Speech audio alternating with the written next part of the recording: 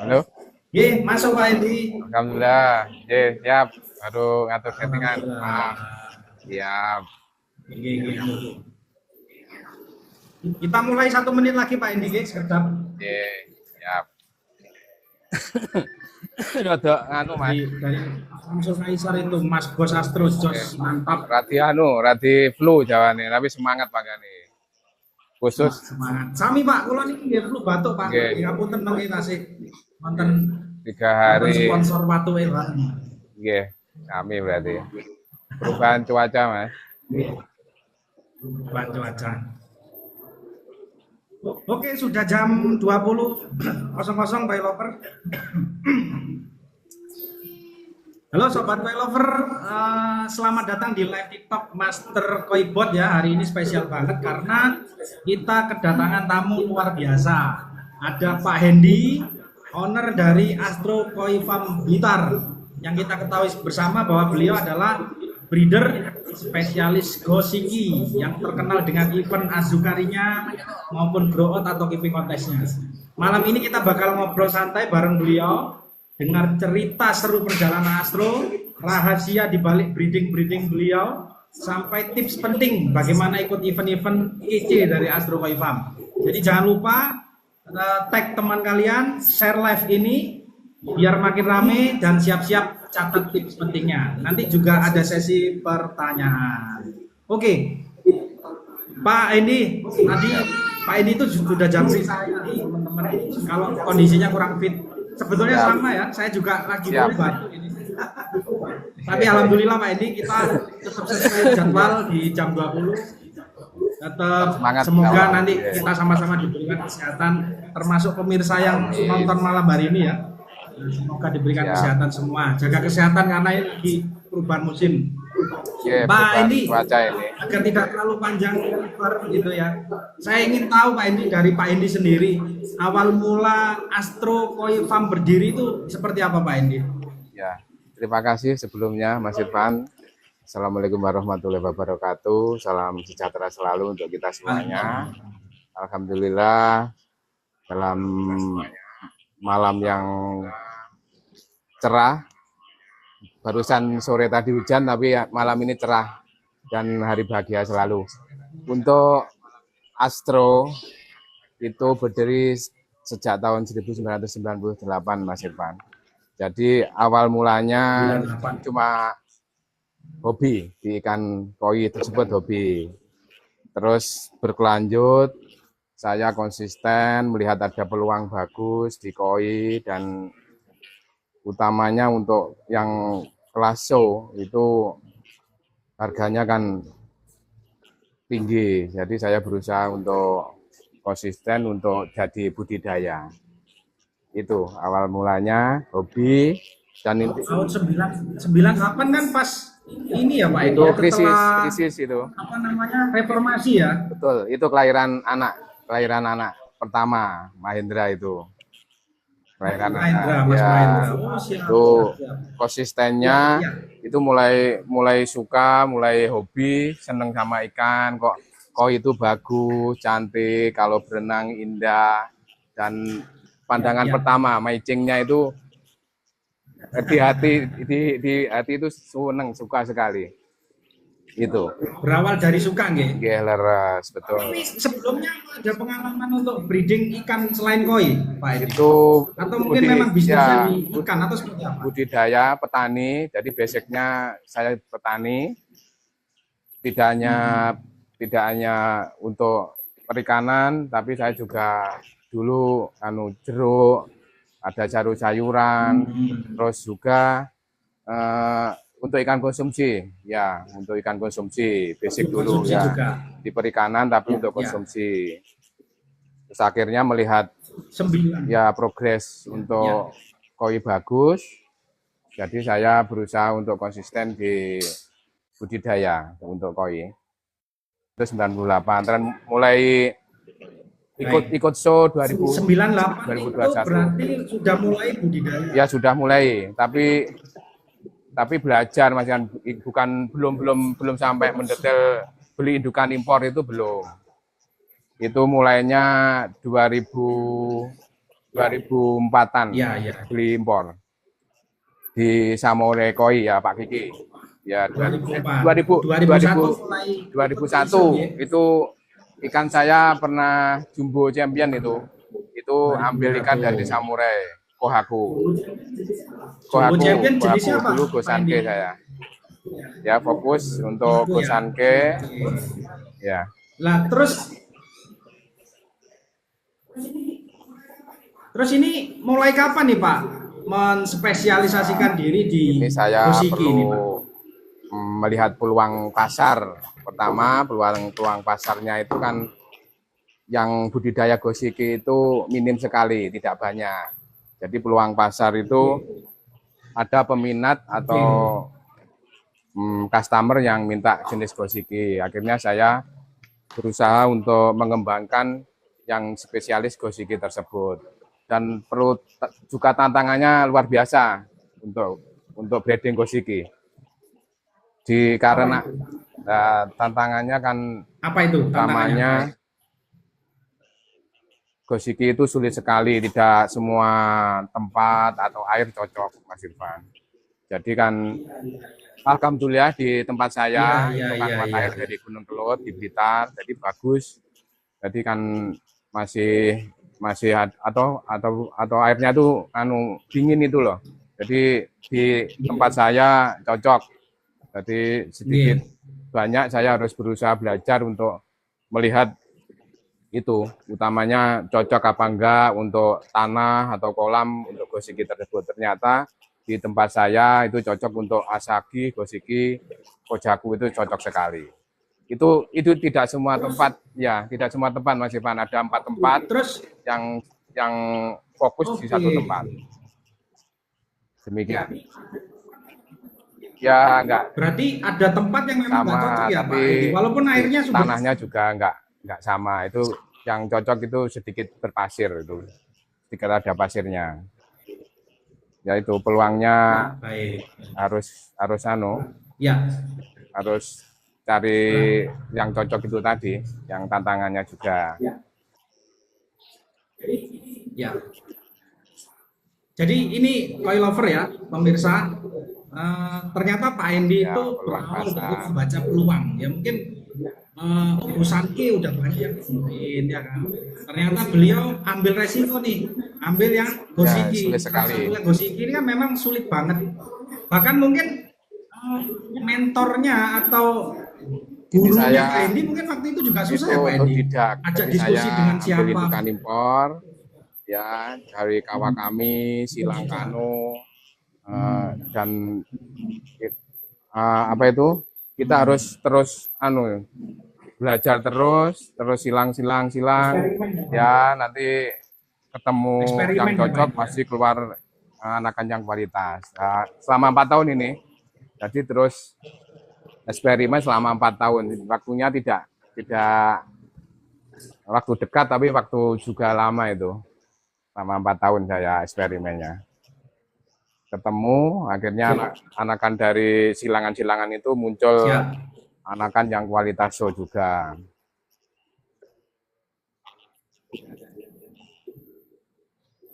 Ya.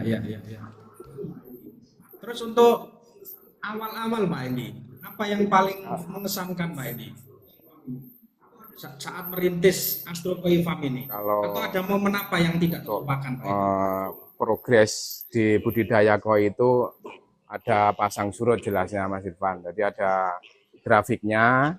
Lihat Mas, kalau yang puncaknya di pandemi itu semua merasakan di pandemi pas Covid itu ya semua panen. Jadi budidaya panen ya Pak. Untuk petani itu panennya pas pandemi. Kalau dalam keadaan sulit sekarang, jadi kan persaingan pasar global juga ekonomi sulit. Ini harus cari peluang-peluang yang sekiranya bagus untuk pertumbuhan, pengembangan atau pertumbuhan koi, termasuk bisa ekspor, utamanya membidik ekspor. Membidik ekspor ya. Ya. Oke. Membidik ekspor ya. Oke. Saya akan menanyakan tentang kegagalan dulu Pak Edi. Saya yakin Pak Ya. Edi mungkin mengalami juga ya. Kalau gagal Pernah panen gagal panen pasti nggak, Pak? dalam kurun waktu ada cuaca, jadi perubahan iklim itu mesti ikan harus harus selalu kita update untuk kesehatan ikan di kolam atau mungkin perawatan air di kolam dan lain-lain Mas Irfan. Itu terutama pas pancaroba, Jadi masa berdiding, dingin. Di masa pancaroba kita harus terus untuk kesehatan ikan, dari air, dari pola makan, diberi nutrisi, diberi vitamin dan lain-lain harus fokus di situ. Utamanya itu. Kalau gagal ikan mati ada, tapi kita harus berupaya terus untuk sebelum sakit ikan harus diberi vitamin dan lain-lain. Pak Edi, khusus untuk Gosiki, ada tantangan khusus nggak? Artinya begini, Pak Edi itu berapa kali siklus sih terus mendapatkan menurut Pak Edi hasil yang optimal? Untuk proses Gosiki yang saya katakan dari awal tadi, prosesnya 4 tahun Mas Irfan, untuk bukan waktu yang singkat, jadi prosesnya 4 tahun, jadi terus breedingnya menyilang-nyilang. Ini yang baru mau saya tahun ini mau nyilang yang jenis Gindrin Gosiki dari impornya kalau tidak salah Ozumi. Saya beli impor Ozumi. Sama nanti disilang sama Okawa itu kalau nggak salah. Jadi harus kita berupaya tetap belajar terus, cari ilmu terus. Ya nanti kalau sudah finishing, utamanya untuk pemilihan atau ketat untuk seleksinya. Jadi biar yang kita pelihara itu ikan-ikan yang kualitas. Jadi ketat pemilihan untuk seleksinya ketat sekali. Ya. Baik. Kalau menurut Pak Endi sendiri, dari tadi ada disebutkan ada Gosaki, ada Gosiki, Asagi begitu ya. Sampai kalau saya spesialis untuk Gosiki sama Asagi, tapi untuk breeding Kojaku kedepannya juga saya maksimalkan. Ini masih dalam proses. Kalau tantangan yang terberat itu ya yang Gosiki ini Mas Irfan. Masalahnya Gosiki basicnya itu kan istilahnya itu 5.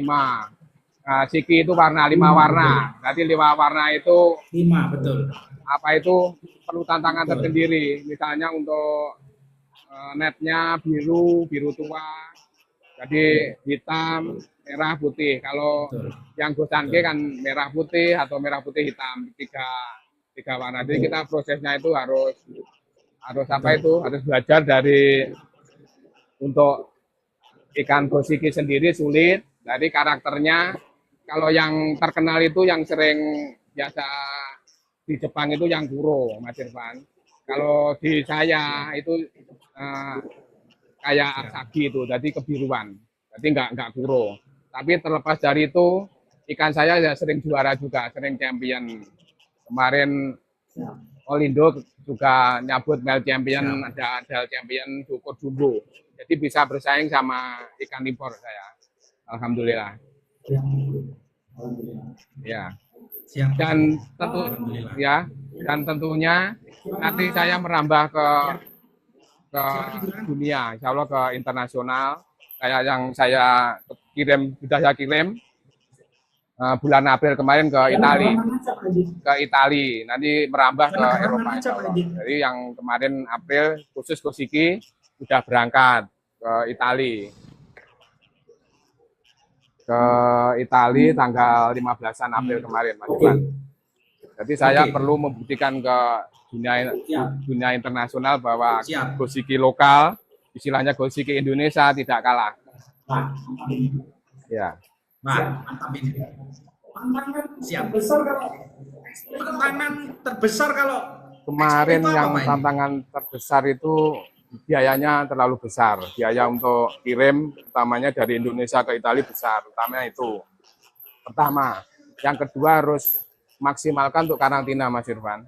Jadi karantina itu harus, karantina harus SOP-nya benar-benar untuk detail segalanya. Insya Allah nanti juga lancar. Jadi di laborat juga indikasi kena virus apa enggak. Ya itu. Terkait ya, Kalau terkait HKV sementara itu bagaimana saya Pak ini? menyikapi bebas di Indonesia aman, tidak ada virus, insya Allah itu lancar semuanya.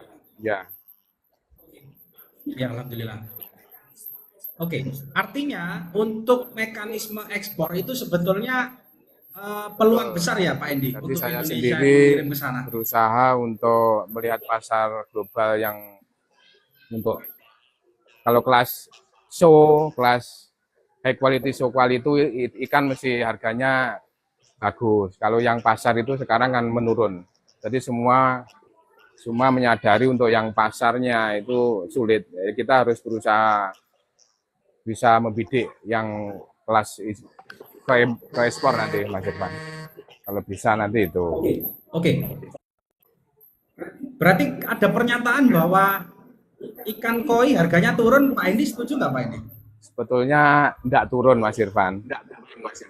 Nggak turun Ya, ya. ya itu tinggal kita peluang pasar mana yang bagus, nanti bisa kita kondisikan. Seperti saya mengadakan Ajukari, Grow Out, KJ itu juga peluang. Jadi lewat itu nanti kan ikan-ikan yang kualitas bagus bisa menaikkan harga. Allah itu. Ya. Untuk ini Pak Endi, strategi agar dulu gini, dulu pada saat awal Astro penjualannya itu melalui apa Pak Endi? Media atau bagaimana Pak Endi? Nah dulu sistemnya kita panen, setelah panen nanti ada pedagang datang, nanti terus diborong.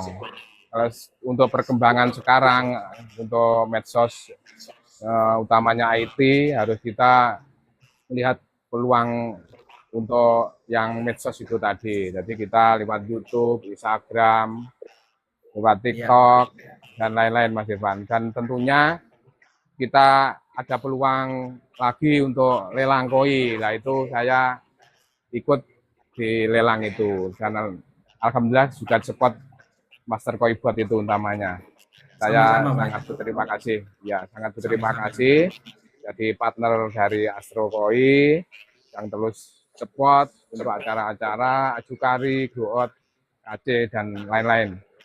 Terima kasih sekali Mas Irfan sebagai CEO-nya. Pak Endi, kalau saya ya Pak Endi ya, hiburannya itu kan kalau agak stres, kerjaan numpuk, kadang wah lihat kolam koi sebentar gitu ya untuk menghilangkan stres. Siap. Nah kalau seorang breeder koi seperti jenengan ini apa nggak bosan Pak Endi melihat koi untuk hiburan atau ada hiburan lain Pak Endi? Kalau saya tetap sayang dan cinta sekali sama koi, Mas Irfan. Jadi all out hidup saya untuk koi, insya Allah itu. All out ya. Kalau hiburan nggak ada. Ke koi detail ya. Ini suminya begini, ini begini. Jadi ada peluang-peluang untuk breeding kan jenis gosiki itu jenis kawarimono, Mas Irfan. Jadi jenis perlu apa itu? Perlu inovasi. Jadi kita harus terus belajar silang-silang biar muncul yang kualitas, insya Allah itu. Terus belajar terus, Mas Yan. Siap. Selama ini Pak Endi, siapa sosok yang paling berperan dalam mendukung perjalanan Astro?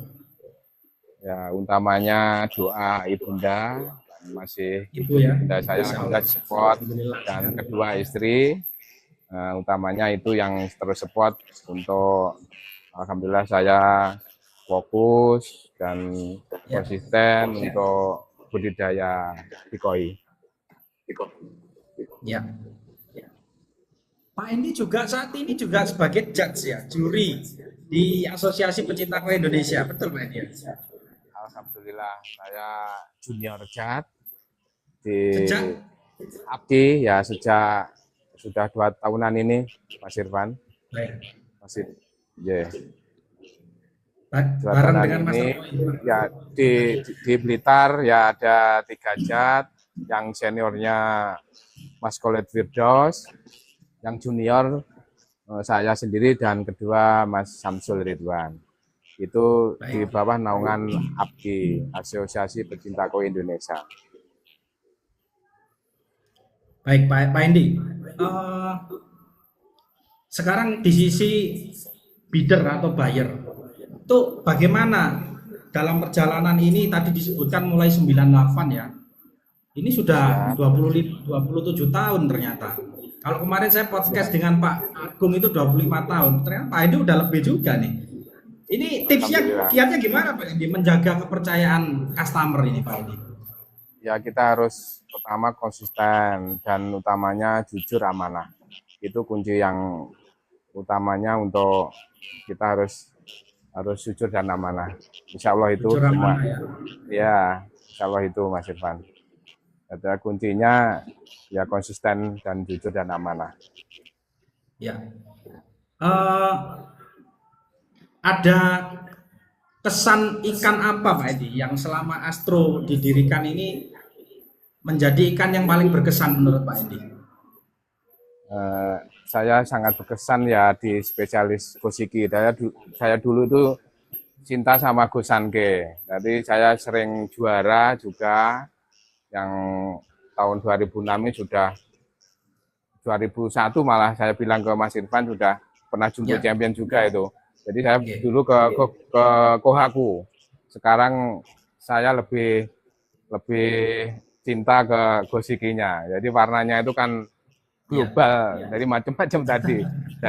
Dari netnya, sisiknya, dari ringnya itu kan sudah, nanti di ring nih, di atasnya ring itu ada pola-pola. Itu kan lebih kesannya lebih apa itu detail. Untuk saat ini yang paling sulit di Gosiki apa Pak Edi? Yang menurut Pak Edi masih saya belum nemu nih ilmunya. Ya, ini yang kalau untuk body, untuk jumbonya itu alhamdulillah kemarin yang Ajukari 4 itu sudah bagus. Untuk grow-nya itu ikan sampai 60-70 itu nisa itu. Nah, itu kelihatan ikan bongsor. Jadi untuk yang lain-lain, untuk Gosiki itu yang sulit itu menjaga kualitas di beni bersih. Jadi beninya bersih. Ya, biasanya kalau apa itu indukannya nggak tepat atau setelannya nggak tepat itu mesti keluar becak-becak hitam, itu kan mengurangi nilai juga. Jadi yang utamanya yang itu, yang menstabilkan di beni yang bersih itu. Jadi beni bersih itu biasanya ya kondisi dari kolamnya, airnya itu harus mendukung. Kalau pakan, nutrisi itu di body. Kalau yang di air itu utamanya. Jadi untuk bentuk yang beni bersih itu tadi, tidak keluar becak hitam. Baik. Apa mimpi besar Astro Koi Farm ke depan, Pak Endi? Setelah sudah mengalami pencapaian seperti ini. Kalau saya bermimpi bisa ke ekspor ke Eropa. Jadi saya bisa apa itu lalang buana ke ekspor.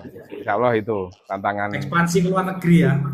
Iya, ke luar negeri itu. Jadi peluangnya masih ada dan nanti mengikuti dolar. Itu kan harapan saya itu peningkatan untuk nilai jualnya. Di Indonesia juga bagus untuk acara Ajukari. Tapi kan nanti kalau bisa pasar Eropa ke internasional nanti lebih mantap kelihatannya itu. Insya Allah itu Mas Irfan. Harapan saya. Tercapai mimpinya Pak Endi. Amin ya. Pak Endi, ketika kita ini pertanyaan saya agak di luar nalar mungkin Pak Edi ya. Tapi mohon maaf memang harus dijawab Pak Edi. Siap. Kalau suatu hari Astro Koi Farm ganti nama misalkan, mau pakai nama apa Pak Edi? Wah, Ini nah tebak-tebakan ini susah ini. kalau Astro ini jelas ini enggak fokusnya kan Astro itu dari mbah tuh. Jadi dulu dari mbah saya namanya Astro Yadin Sentono. Jadi saya menguri-nguri yang Astro itu. Nah, sekarang Iya, ada iya. dipakai Abi TV, Astro Bitar TV itu. Iya, iya. Terus jadi saya uri-uri untuk Astro ini. Ya, makanya ini Dan- saya paksa Pak Edi seandainya diminta ganti nama Pak Edi. Mau pakai nama apa Pak Edi? Ini pertanyaannya out of the box sih. Nah itu saya belum bisa menjawab. Belum Mas kepikiran Irfan. ya. Wah, Ya, belum ini kepikiran. Iya, berarti memang ini ya hatinya terpaut banget di Astro ya, sudah diuri-uri Ya. mulai tadi.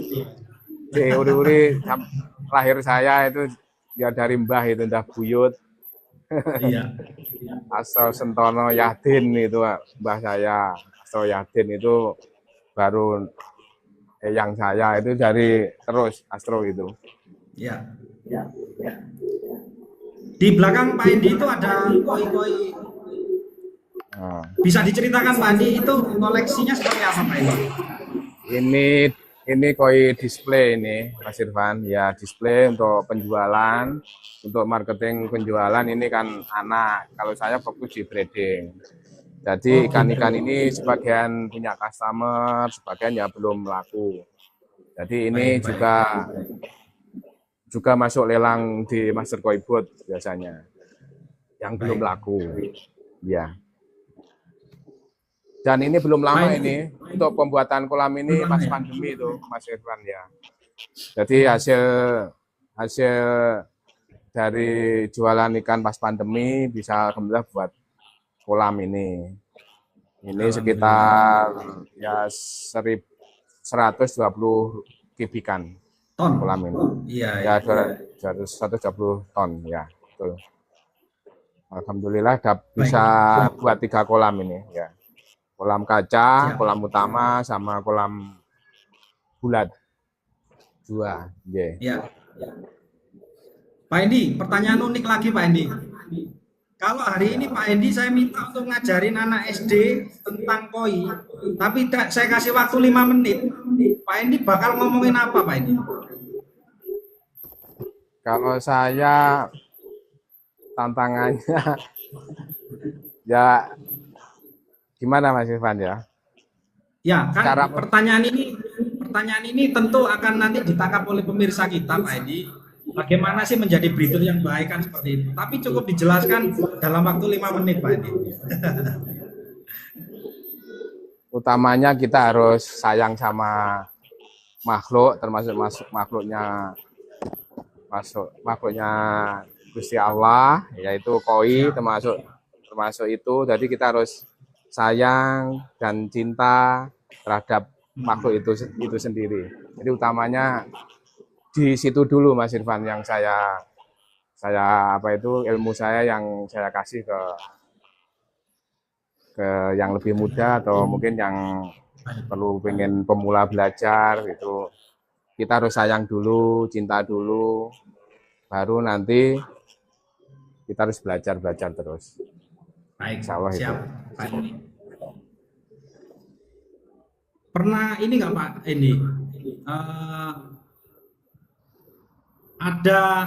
Seandainya ada satu ikan yang nggak mau Pak Endi jual, itu pernah nggak ada Pak Endi?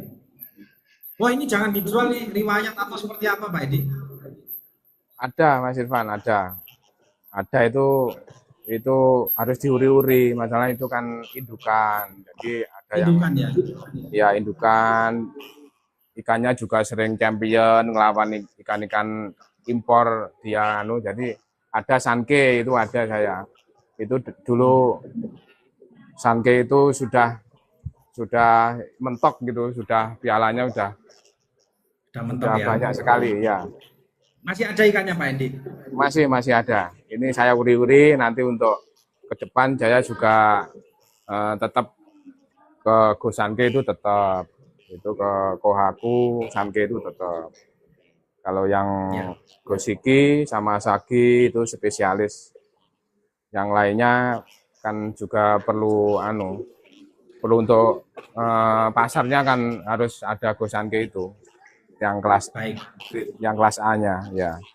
Kalau baik. yang lainnya kan jenis kawari mono. Jadi ini lihat pasar globalnya juga untuk koi.